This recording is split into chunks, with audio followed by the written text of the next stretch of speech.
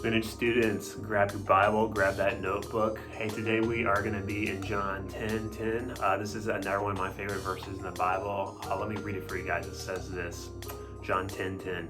I came that they might have life and have it abundantly.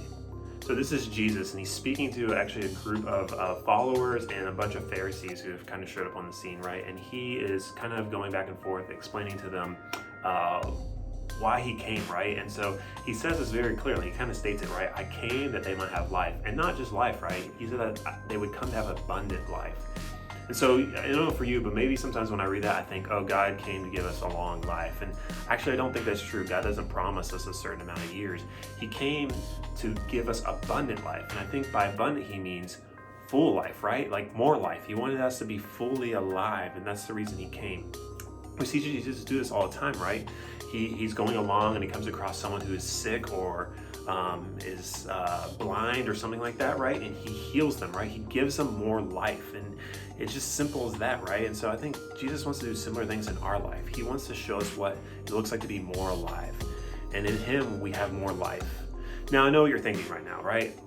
Sometimes it feels like following Jesus isn't very life-giving.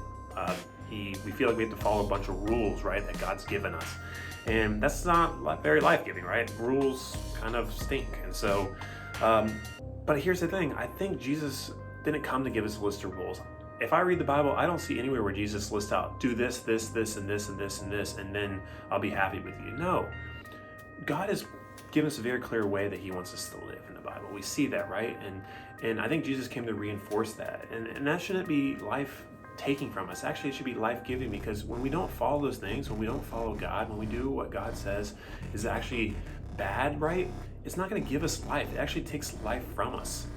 And so for you guys, as you think about this, there's probably a lot of things that you think are going to give you life, right? But if you follow them down the path, you'll realize actually in the end, it takes life from you, right? It might lead to consequences that actually keep your life from becoming better.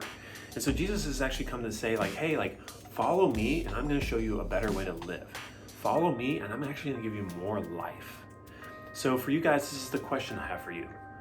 What are you believing will bring you life today? What are you believing will bring you life today? Hey, that's the question, but here's the challenge. I want you to pray this after you write that question down and answer it for yourself. Just pray this throughout the week. God, will you give me a taste of the abundant life you said you came to give? Will you give me a taste of the abundant life you said you came